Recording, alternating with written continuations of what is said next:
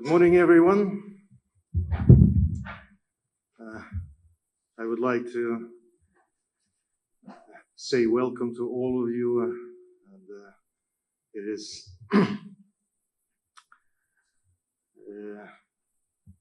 a very delightful moment for all of us to see you all having come in large numbers. Let's speak about the BRICS summit that was concluded last week in Russia. But first I would like to share with you that I've just read the big Zelensky interview to the Times of India, where he started by saying that the BRICS summit in Russia was a complete failure.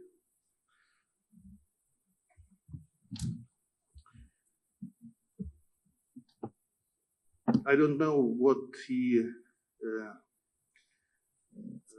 meant and what reasons he had behind this statement. He didn't elaborate. But we will see and discuss and share with you today how the BRICS summit was a total success. And frankly, this particular subject is not the only one on which the Ukrainian president has become completely delusional. He has very delusional views on many other accounts, but this is one of the topics on which he is absolutely wrong. The title of the BRICS summit, as you know, was the Strengthening Multilateralism for Equitable Global Development and Security.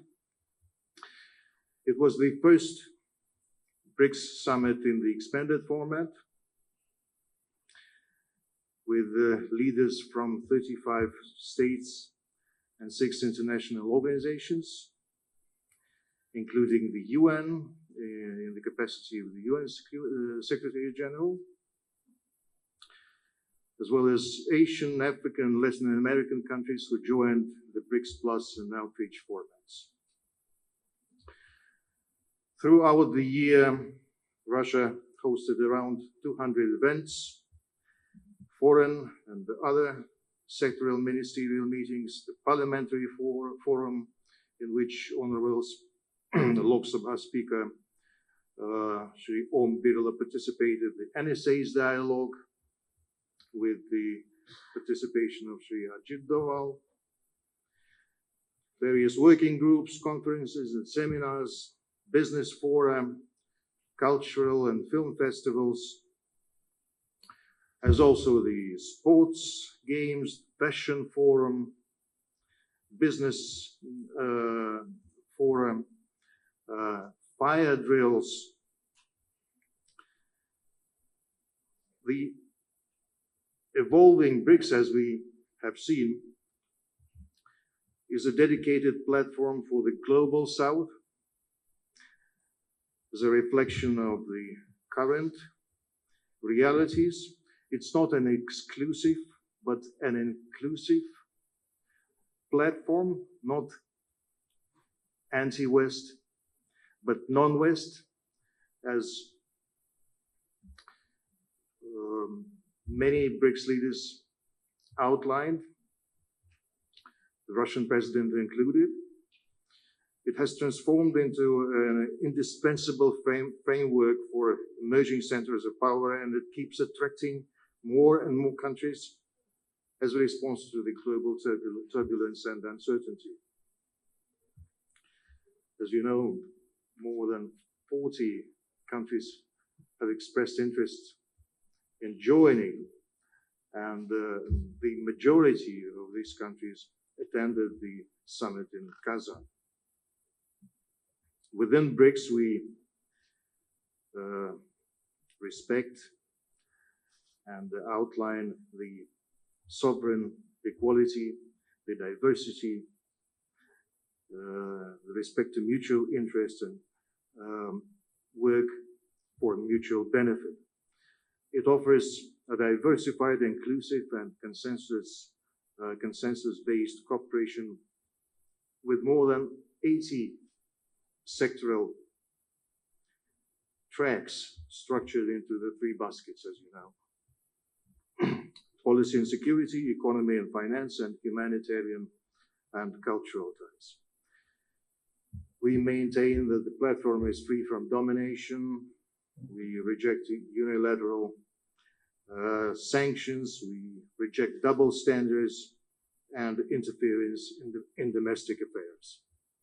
BRICS is designed for member states to gain from the combined potential and to channel common efforts towards a more democratized global governance and sustainable development through uninterrupted cooperation based on legitimate national interests and the central role of the United Nations. For these purposes, the vital priority is to promote just and equal multipolarity. One of the major outcomes of the summit is that we have created a new category of partner states,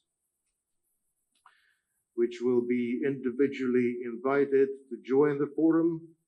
In this capacity, the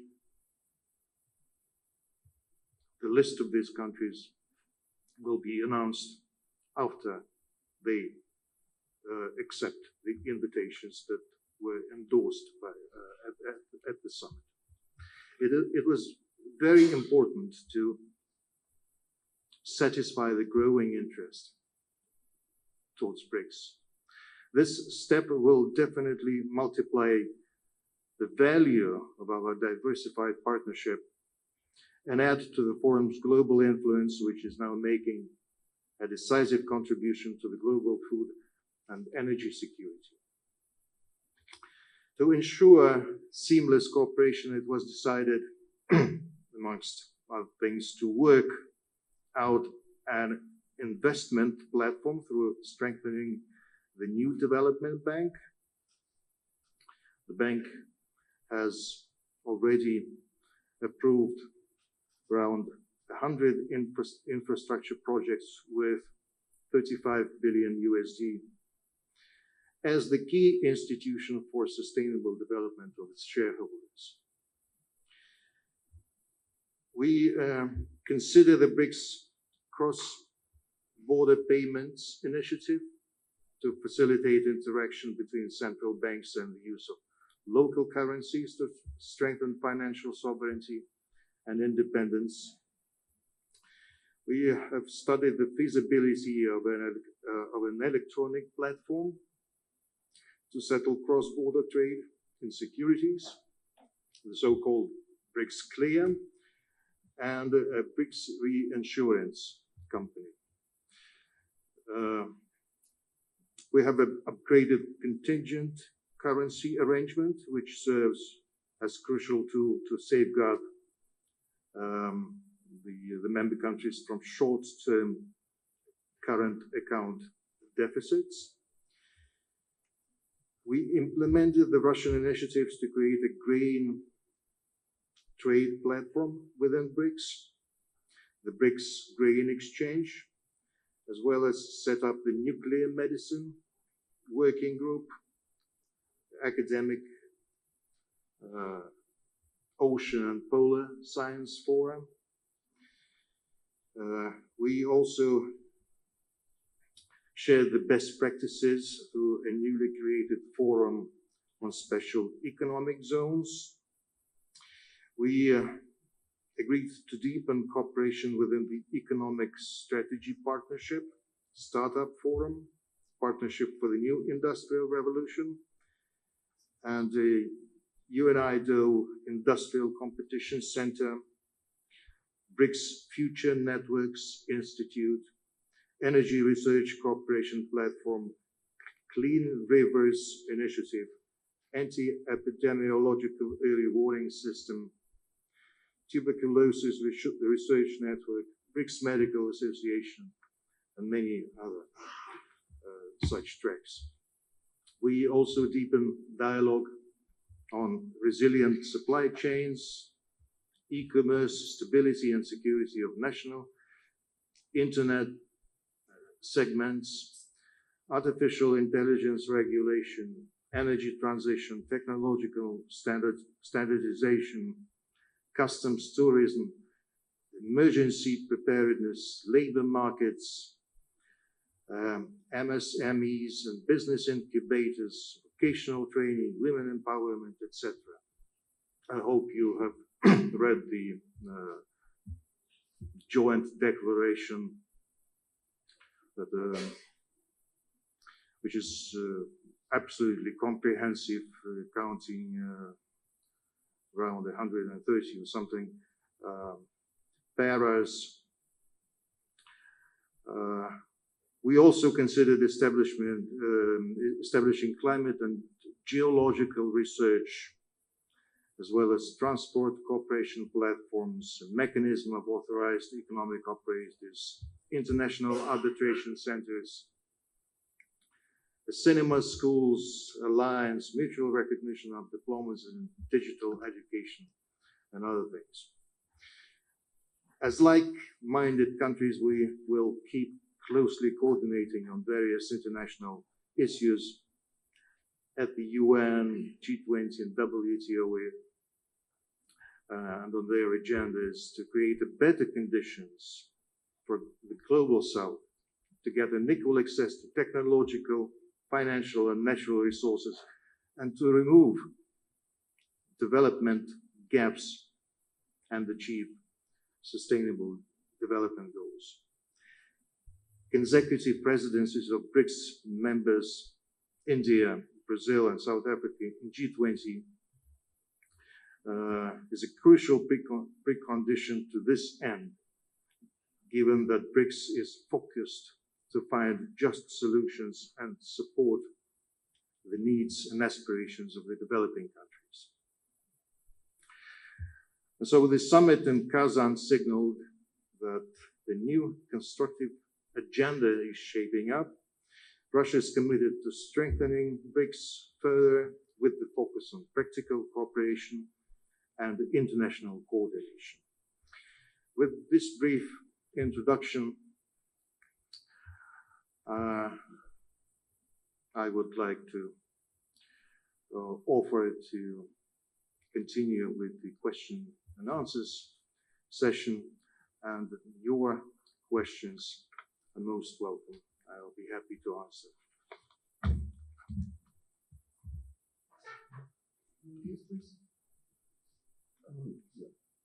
Press agency, Mr. Evgeny Pakhomov, please.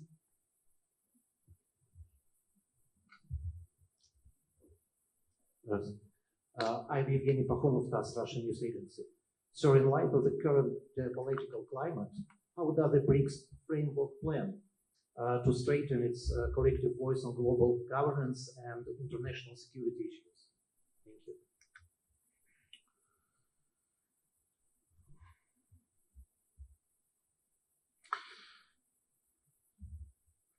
The BRICS as a platform offers to the member countries and to all those who want to get engaged and get involved into the dialogue on various topical issues of the current times, is designed to discuss and to elaborate and to work out various solutions to global crises, to regional crises. If you study the Kazan Declaration closely, you will see that we are dealing with and are discussing almost all issues of the international agenda. and we try to speak in common voice. We try to enhance the voice of the developing countries. Take the International Monetary Fund, for example, the WTO, or various other international financial or business platforms and institutions. In each of these, the Western world, the developing world, is still dominating and influencing the agenda of these organizations and platforms. BRICS is about the enhancing of the voice and of the say of the developing world. That's why we have also focused on these items, the financial issues, the economic issues. We do not aim to substitute these organizations. We are not talking about creating alternatives to various established international organizations and platforms, but we aim to reform them and try to impress upon the world that there is a demand and a requirement for the world to listen and to have the developing world as a equal and a stronger voice on various international issues. For example, we discussed the strengthening of the International Monetary Fund-based financial system through the quota expansion. We discussed the promotion of the central role of the G20 in the multilateral financial and economic cooperation. We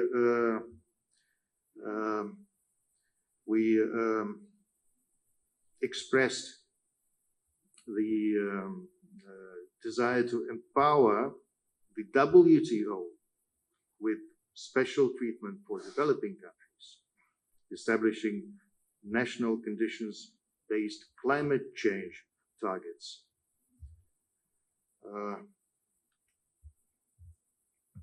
On various global security issues, we appealed to approach the conflicts through addressing the root causes of the current conflicts, be it in Ukraine or Middle East.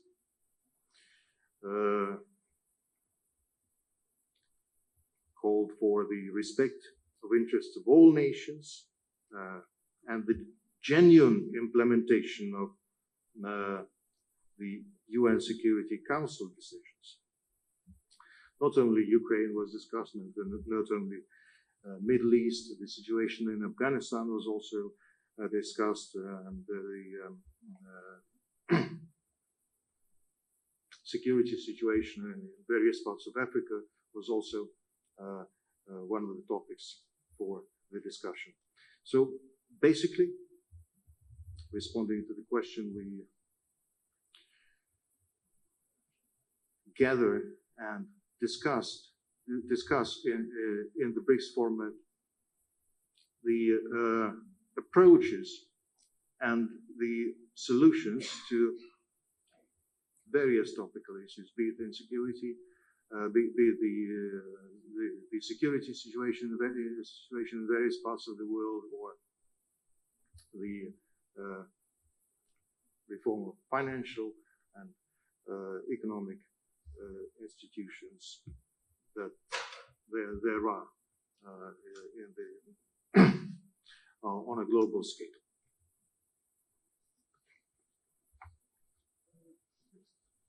Oh, thank you, please.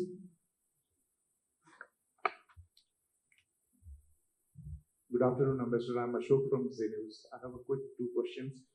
One is there is unconfirmed news that India and China bilateral has done because of Mr. Putin. What is the reality between it? And did the BRICS currency has launched, or it is a souvenir just? Can you explain, please? Did the BRICS what? BRICS currency. BRICS currency. Yeah. We have welcomed and are happy that the first meeting between the leaders of China and India took place in Kazan after a gap of 5 years, if I'm not mistaken. We believe this is a very positive development in the bilateral relations between India and China. The border issue, as far as I understand, was discussed. The bilateral cooperation and the matters pertaining to bilateral relations were discussed. We again, as far as I know, have not played any role in organizing that meeting, but we have been very happy that it took place in Kazan. For us, as I represent Russia, has always been important and desirable that India and China maintain a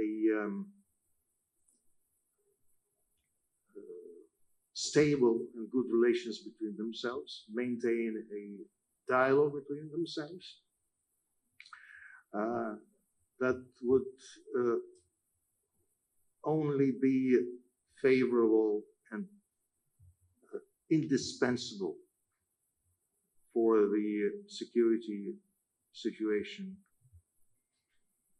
in the Eurasian space and for the world at large. I think Prime Minister Modi went on record by saying, and we have also expressed the similar views. The prosperity and the progress on the Eurasian continent. I'm speaking about the Eurasian continent because it's not only about Europe, it's not only about Russia, not only India or China separately. We all live on one big continent, the biggest one in the world. And the prosperity and the progress on this continent that would definitely have a global dimension can only be possible with good relationship between India and China in the first place. And we add Russia, as we are the largest country on the continent. But India and Russia, but India and China are currently the main drivers on the continent, economic drivers, holistic drivers on the continent, and globally. And the good relationship between them is indispensable for the progress for the world at large and for the Eurasian continent in particular. We have always stood for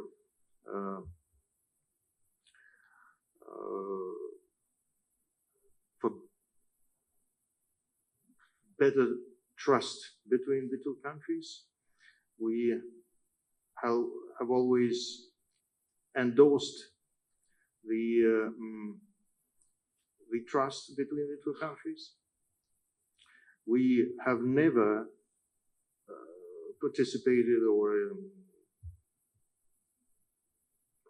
by advice or in any other way in bilateral negotiations between India and China, have never interfered in the contentious issues between India and China.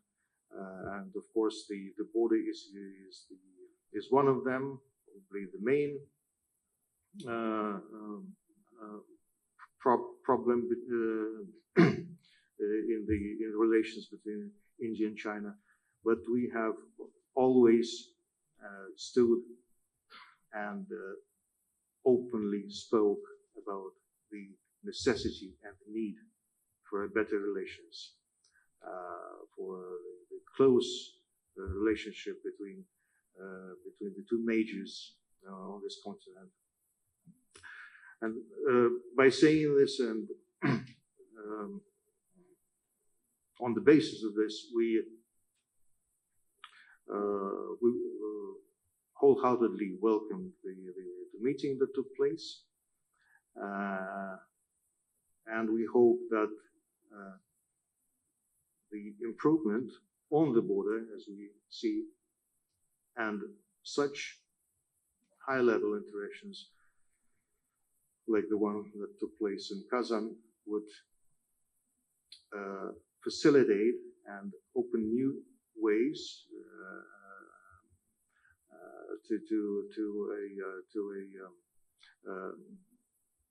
to a closer dialogue, to a trusted dialogue between the two countries, and to eventually the resolution of the contentious issues.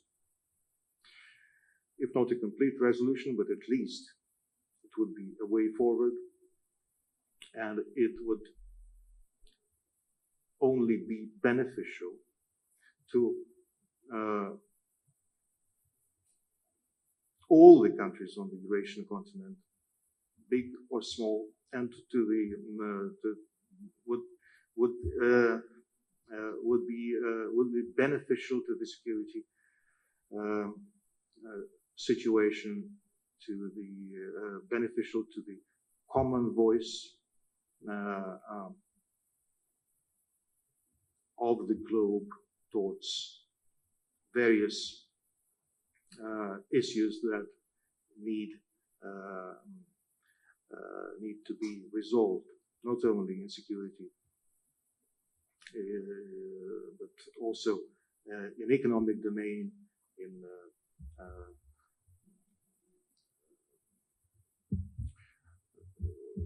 financial domain, on a global scale. For that, the partnership between India and China is indispensable in our view. That would create the conditions for the holistic resolution of various issues that would facilitate the unity between the countries on a global scale, not a diversity, not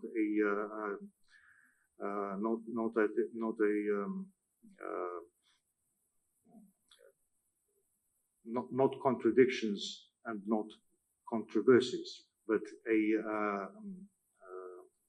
that would be a way forward to finding common approaches with all the countries involved to various issues. For that, in our belief, it is necessary that India and China speak in one voice towards the resolution of various issues I'm speaking about, not only the security, but many other issues.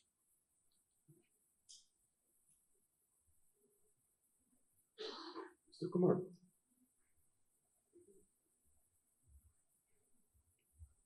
Sir, Madhvik this side from News Listen. I have two questions. The first question is, with the growing strategic competition between the West and the BRICS nation, how does Russia perceive the role of BRICS in shaping a new world order?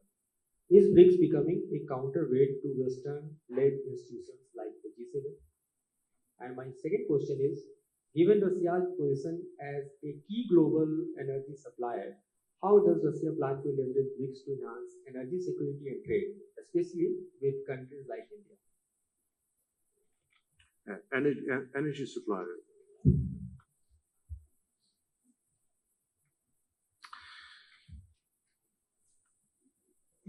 We do not view ourselves as a competition platform against G7 or any other platform. It's not about competition. It's not about rivalry with someone. Although you certainly know that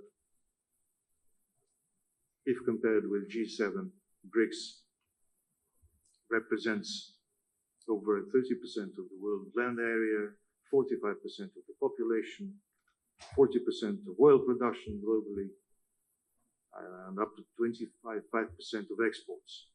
So, judging by the statistics, it can well be considered a much stronger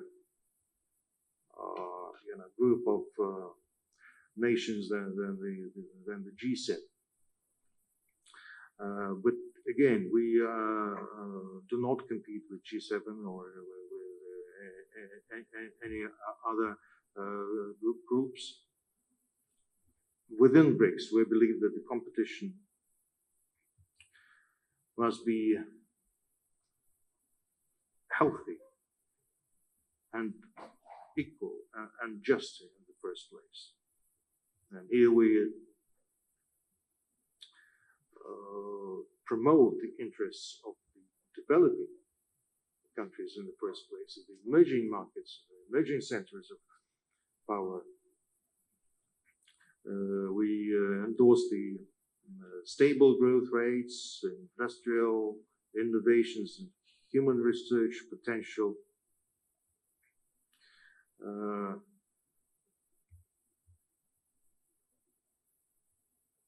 Developing countries face reluctance to reform global governance institutions.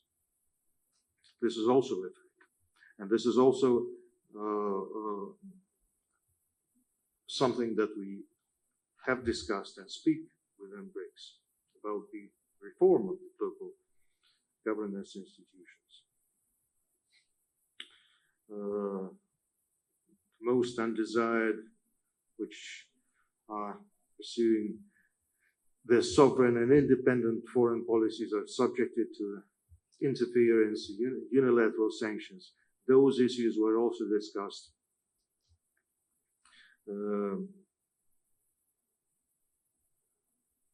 Very illustrious was that right ahead of the BRICS summit, the US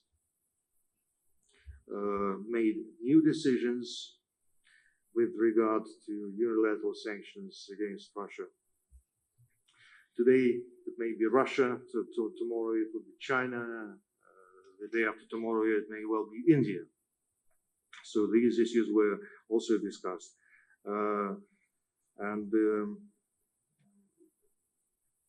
I stress once again that unlike other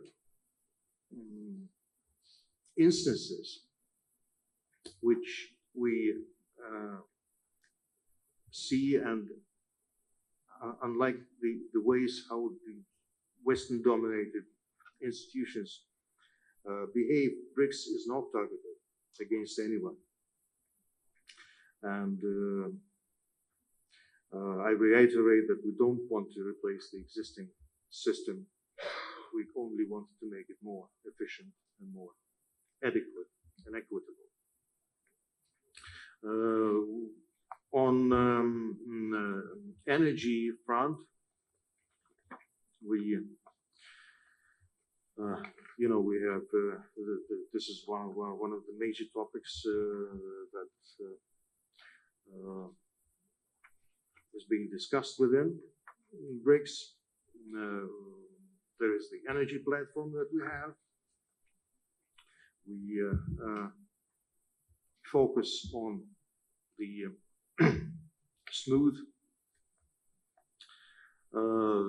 transition of the developing world towards a greener energy solutions.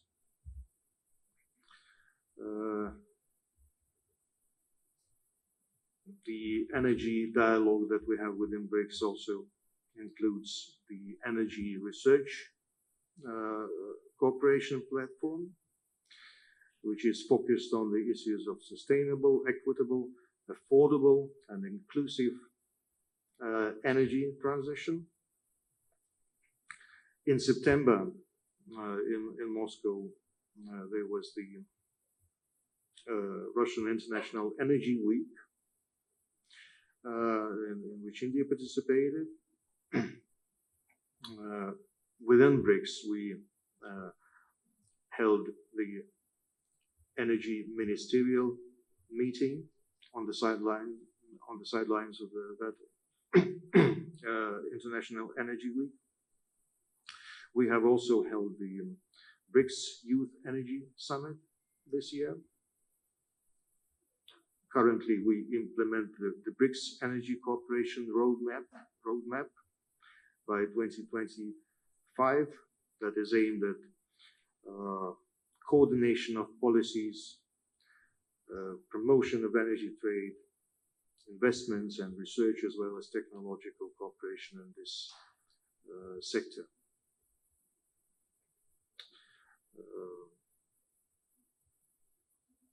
All countries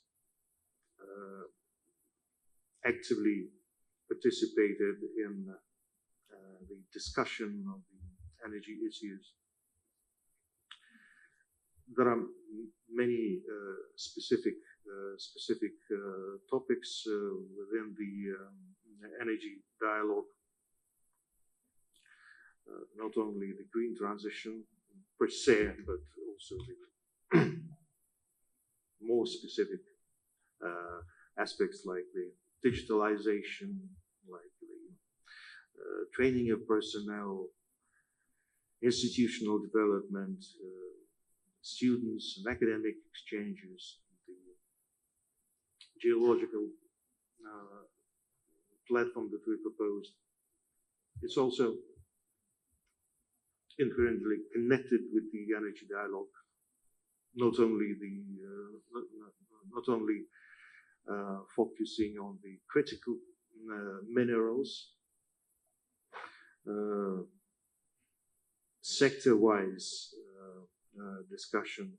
We speak about sector-wise areas is on the coal and natural gas and LNG, renewable energy, biofuels,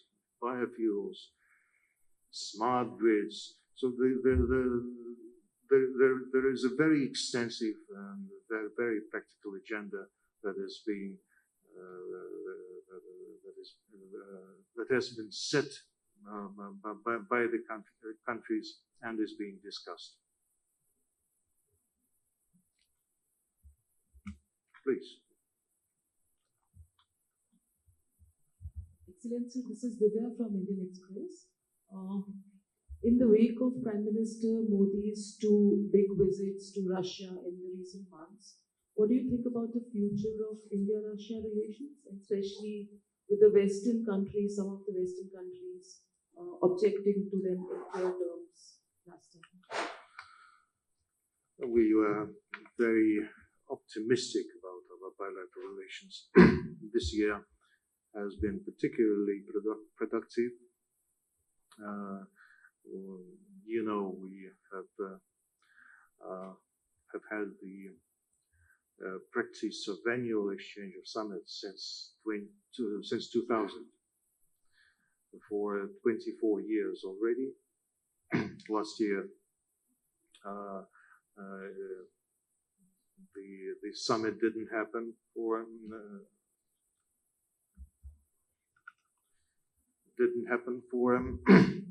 some reasons, but we held the bilateral summit this year. We are looking forward to a bilateral summit next year. This year, the Prime Minister visited Russia in July, and I can share with you that it was a huge success, and we managed to discuss all the aspects, not only the pressing issues of the current cooperation, but all other aspects of bilateral relationship. Of course, we discussed Ukraine and Middle East and various topics of global concern, but bilaterally we are doing very well. The trade has grown exponentially, manifold, and it's not only the Russian exports of oil to India, but also the substantial increase of Indian exports to Russia. We focus on the economic cooperation between us. We spoke about the expediting the free trade agreement between between India and the Eurasian Economic Union, of which we are part of. This would be a substantial and a serious step forward, facilitating the increase in bilateral trade in a larger way. We also discussed the authorized economic operator agreement. We spoke about the broader financial and high-tech, fintech, banking cooperation. We discussed such promising area of mutual cooperation like the Arctic and the Northern Sea route and the logistical routes between India and Russia.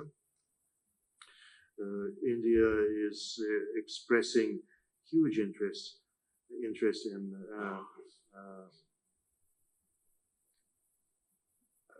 mutual projects in the Russian Far East.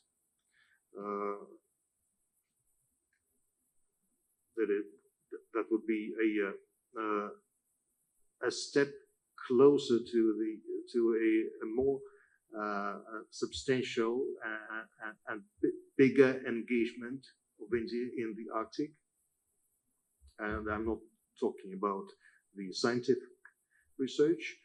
I'm speaking about the economic cooperation and the Indian investments in the Arctic regions. I mentioned the logistic routes. We discussed the Vladivostok-Chennai maritime route in the first place, and also the international north-south transport corridor. As you know, Russia has been a major player in the Indian nuclear nuclear energy market. We have been constructing the nuclear power plant in the south, in Kudankulam. It is going very well. Two blocks are at full capacity, working at full capacity. The second stage, the two more blocks are about to be inducted and connected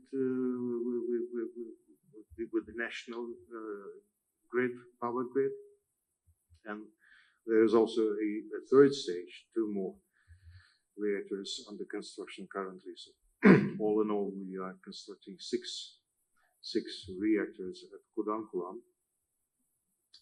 And we have a plan, a strategic plan to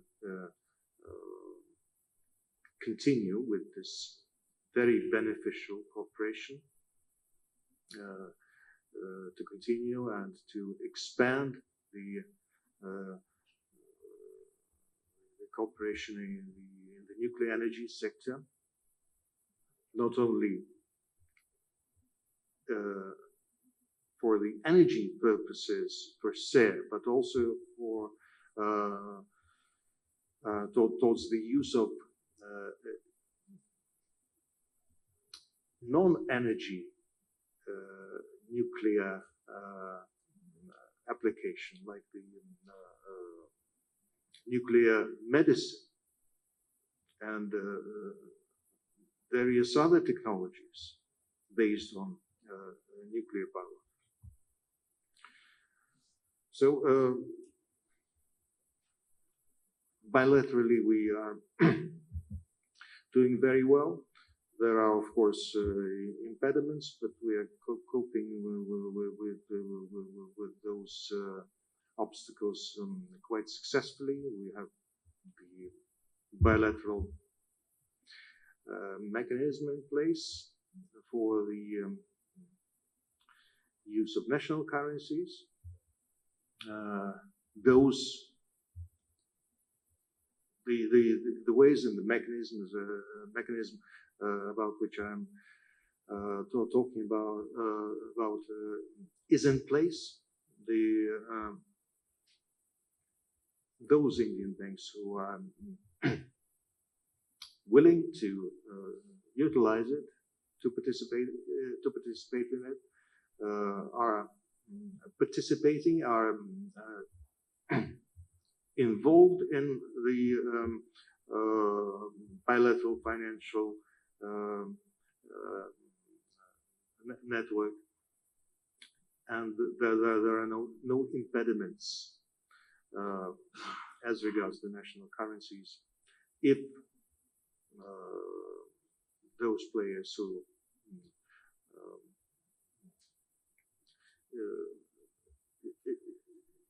if those banks and the players in that financial dialogue and financial cooperation are genuinely wishing to utilize the existing mechanisms. Don't forget about BrahMos, of course, and the defense cooperation. It has not gone anywhere. It's progressing. The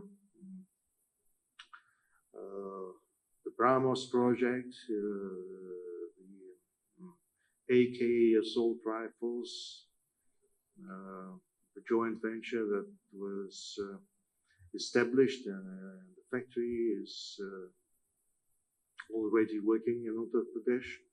These are the examples of the practical contribution of Russia in the Make in India program and the AtmaNirbhar Bharat initiative. I don't even mention the T-90 main battle tanks that have been manufactured under license in Tamil Nadu for so many years.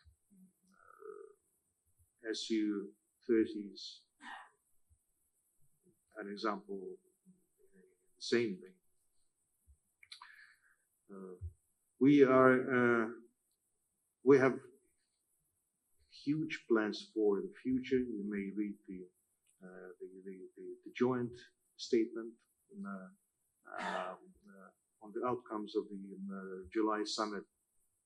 It's also huge, just like the BRICS declaration, and we try to list and to outline the main directions in which we work and the plans that we nurture for the future. By the end of this year, we are going to have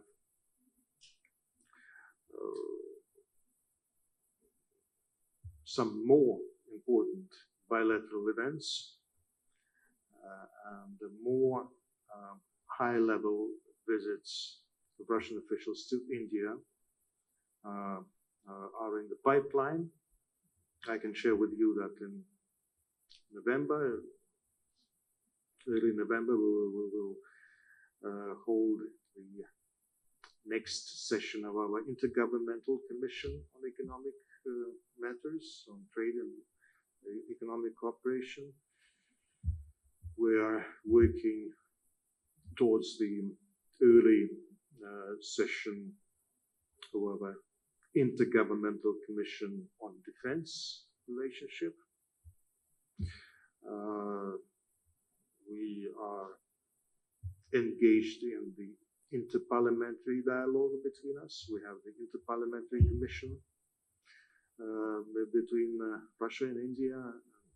Hopefully, it will also have its next meeting soon. Thank you.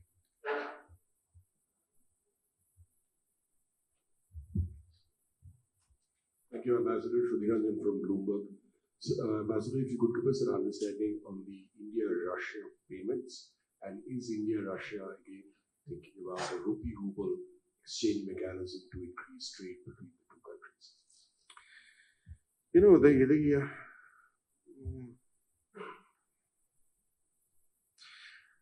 I'm not a big specialist in finances, but I'll answer your question in simple words, if you allow. As I understand, we don't have a problem with exchange rate. Somehow there is no direct exchange rate between rupee and ruble. That is true. But somehow we manage through the stock exchanges, through the currency exchanges, through various other mechanisms, cross currency mechanisms, to smoothly establish the exchange rate between the rupee and the ruble. The problem is not with the exchange rate. The biggest problem, as I see it, is the I have spoken about it on other occasions already. The over-cautiousness of the Indian banks towards engagement with Russia. We understand the reasons.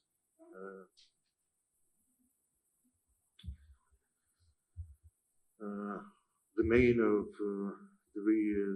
reason being the desire not to do anything anything detrimental to the capacities of the banks, who also have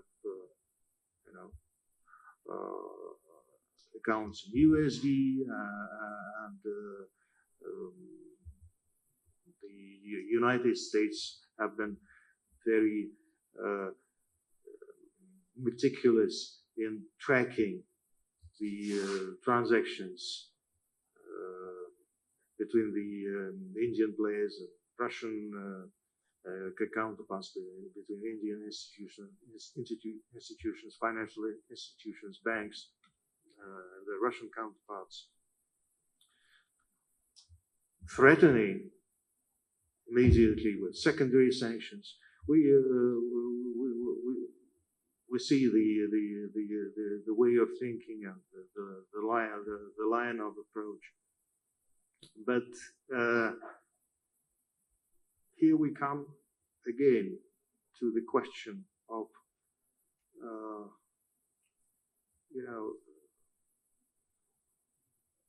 to the question of domination of some countries in global financial issues. Why should India be required to work only with those who the US thinks it can cooperate? Today they maintain that it is necessary for India to sever the relationship with Russia. Tomorrow, the US would say that it is necessary for India to curb its relationship with Bangladesh, for example.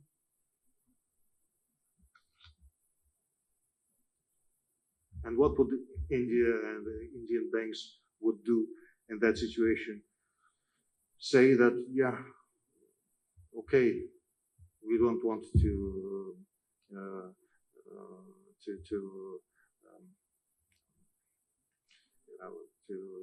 have problems with the US. We better comply and curb our relations with this country and then with that country.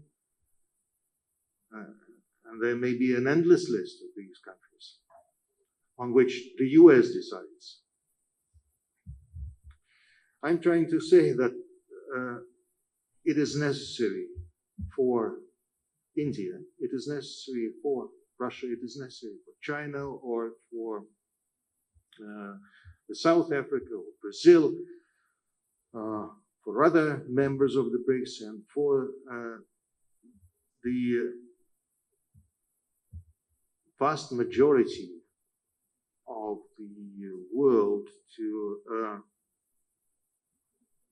have an equal say and an equal voice on various issues pertaining to global economic cooperation, global financial cooperation.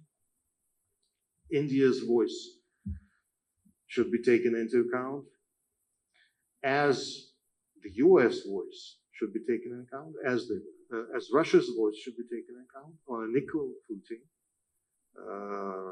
And I believe India, as the rest of the world, the rest of the countries, have all the capacities and the right for being heard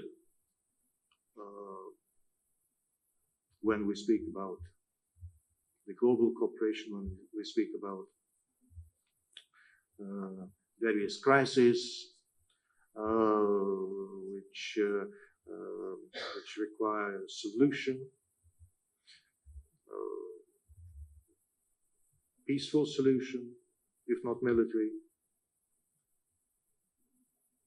At the moment, some, and I'm speaking about the US in the first place, try to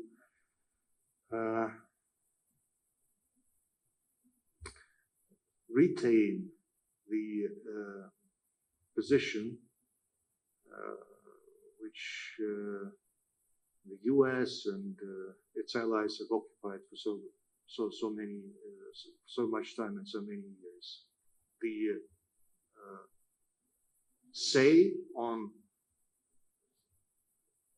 the decisive say on various global problems and issues, as if they have the correct recipe of solutions. That's what the BRICS is about ultimately, about the increase of the voice of the global south, or the developing world in international affairs. This is what we're talking about. Regarding to the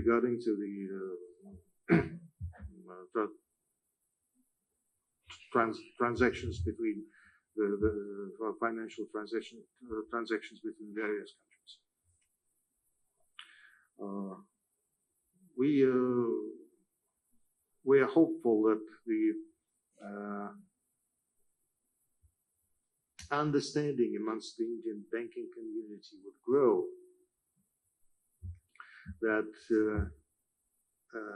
it is safe and it is correct and it is just to work with various countries without fearing the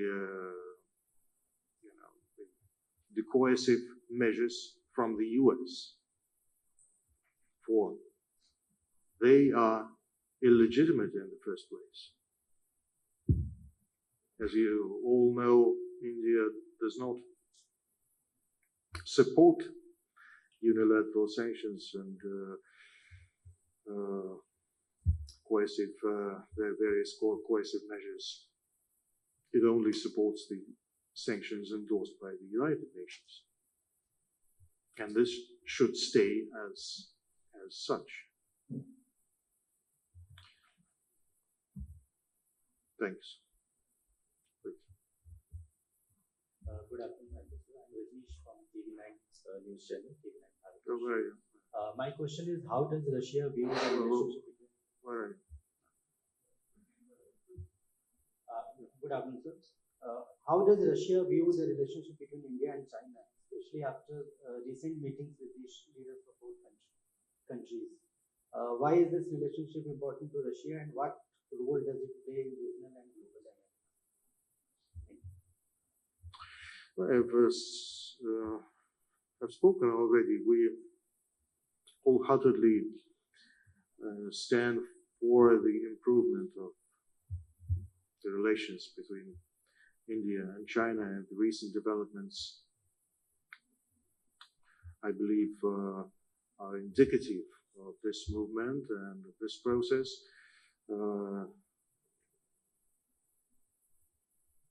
Frankly, it was very good news when we learned about the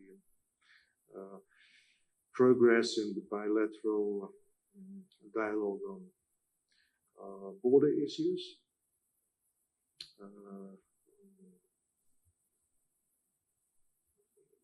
The leaders who met in Kazan endorsed further steps towards the border resolution. We understand this. This is a very complicated issue. It would most certainly be a difficult and lengthy process of negotiations. But let me remind you that we and the Chinese have also had our own border issues in the past. For more than 40 years, if I'm not mistaken. But we managed to arrive to a mutually acceptable solution, and ultimately to the resolution of the border issues that we had between Russia and China. I don't have any doubts that India and China would eventually be successful on the border problems between them. But it would require determination. It would require,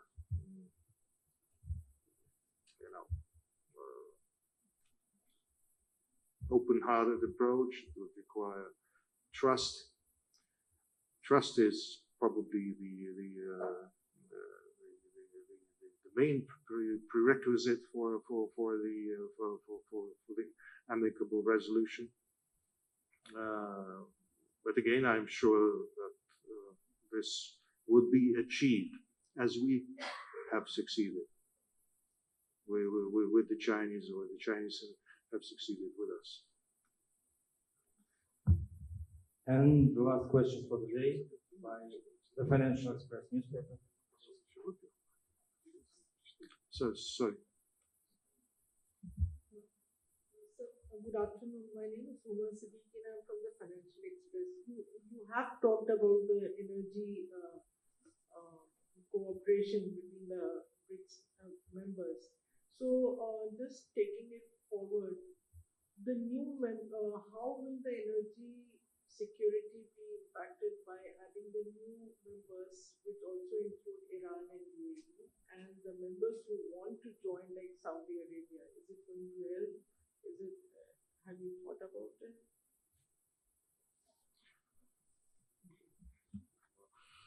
Of course, we thought about it, and we believe that it would increase the cooperation on energy issues within BRICS, and would increase the energy security. It's always better to speak openly and frankly with each other on important issues, but it's not that we have not so far spoken with the Saudis or Iran on energy security. We have been in very close touch with all the major energy producers. Russia is one of them. There are a group of countries like OPEC, non-OPEC energy producers, which maintain very close coordination between them. I believe that the energy security will only gain from closer engagement between the major energy producers and consumers within BRICS or outside BRICS. It would be beneficial in both ways. And since we speak about the BRICS, we are happy that Iran has shown great interest in getting engaged, and we have invited Saudi Arabia to join the BRICS last year. It has yet to decide on this invitation, but BRICS is very much open towards the engagement with Saudi Arabia with them. I believe such a participation of these countries and generally a dialogue with Saudi Arabia and around energy security and energy cooperation at large would only be beneficial, would only benefit the energy security situation on a global scale.